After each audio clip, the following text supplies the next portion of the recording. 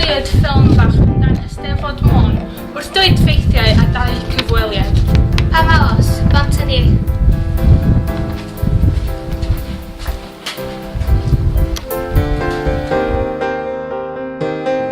Helo, heddiw yma mae gennym ni Sew yn y sioe, Sian Wyn y Dywen yn fy chwaer hynna fi. Helo, Sian. Hei, Elsie.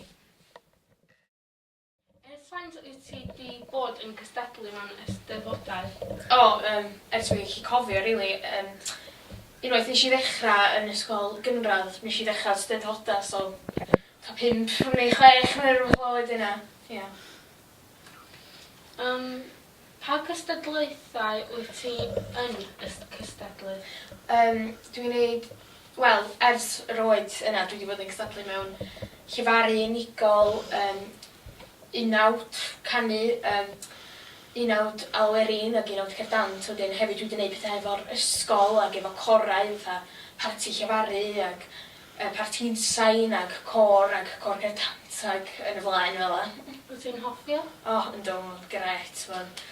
Mor neis chdi gallu canu neu actio neu beth bynnag o flaen llwyth o bobl ac...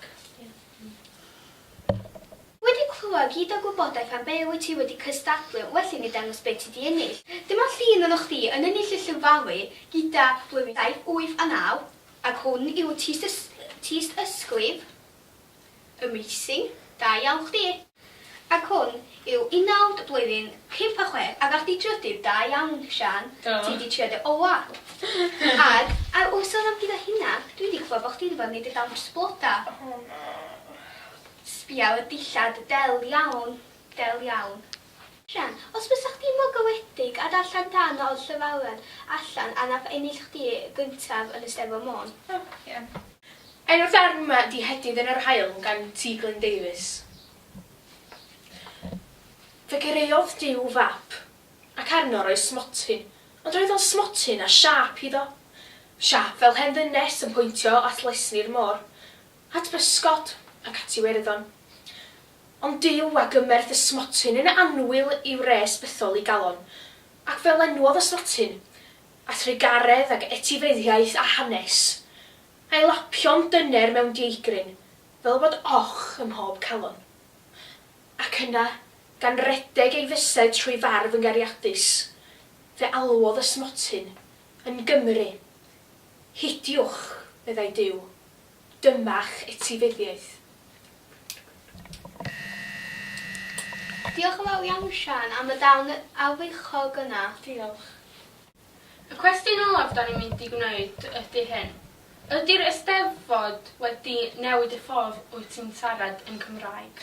Yndi, mae o wedi newid ffordd. Dwi'n gwybod geiriau fwy soffistigedig o'n fel chi'n clywed yn dan llefaru. Mae'r dana'n gael yn anoddach fel da ni'n tyfu fyny, ond mae o'n really helpu'r Cymraeg ni I datblygu I ni gael iaith mwy pur. Ta, Sian, diolch am dod ar y sioe. Diolch, David. Mwch chi'n swper? Dwi'n meddwl da ni cael tatws.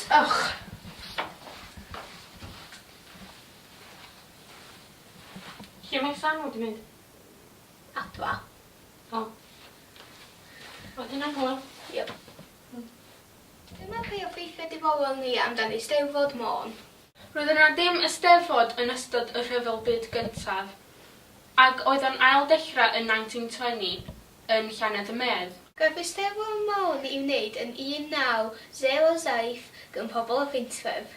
Mae Eisteddfod Môn yn 107 oed yn 2014. Eisteddfod Môn yn diogelu ac cadarnhau yr iaith Cymraeg.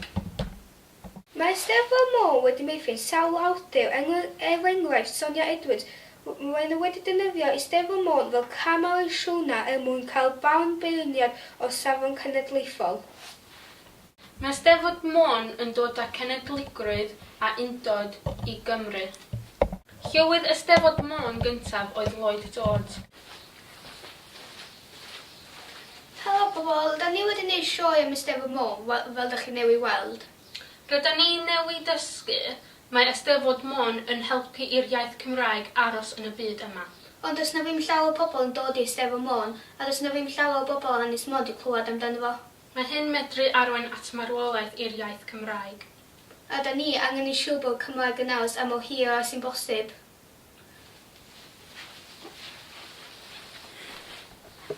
Diolch.